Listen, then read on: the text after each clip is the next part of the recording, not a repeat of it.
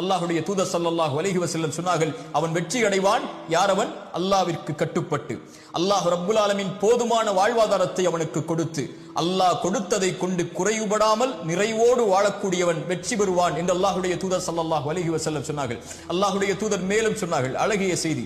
ஒரு நாள் காலையில் ஒருவன் எழுந்திருக்கிறான், பாதுகாப்பான நிலையில் 3 வேளை உணவு அவனுக்கு இருக்கிறது, அன்றைய உணவு இருக்கிறது, ஆரோக்கியமான உடல்நிலையை அல்லாஹ் கொடுத்திருக்கிறான். இவன் யார் தெரியுமா? 3 வேளை உணவு, ஆரோக்கியம், பாதுகாப்பு, இந்த 3ம் ஒருவனுக்கு கொடுக்கப்பட்டால் அவன் அதை கொண்டு திருப்தி அடைந்து விட்டால் ஒட்டுமொத்த உலகமும் அவனுக்கு கிடைத்ததை போல் என்று அல்லாஹ்வுடைய தூதர் ஸல்லல்லாஹு அலைஹி வஸல்லம் அவர்கள் சொல்கிறார்கள். இன்று மனிதன் அது இல்லை இது இல்லை, எனக்கு அல்லாஹ் அதை கொடுக்கவில்லை இதை கொடுக்கவில்லை என்று அல்லாஹ் கொடுத்ததை மறந்து விடுகிறான். தூதர் ஸல்லல்லாஹு அலைஹி வஸல்லம் யாரை முன்னுதாரணமாக சொல்லுவது? அவர்களுக்கு 3 வேளை உணவு கூட தொடர்ச்சியாக கிடைத்தது கிடையாது. 2 நாள் தொடர்ச்சியாக அவர்களுடைய வீட்டில் அடுப்புகள் எரிக்கப்படுவது கிடையாது. 2 நாள் அவர்களுக்கு ரொட்டி துண்டும் எண்ணெயும் அவர்களுக்கு உணவாக கூட கிடையாது. பசிக்காக வயிற்றில் 2 கல்லை சுமந்து அந்த பசியை கட்டுப்படுத்தி வைத்திருந்தவர்கள்.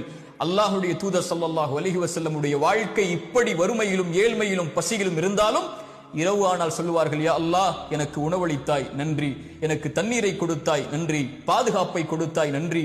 எத்தனையோ மக்கள் உணவில்லாமல் தாகத்தில் பாதுகாப்பில்லாமல் தவித்துக் கொண்டிருக்கும் போது எனக்கு இதை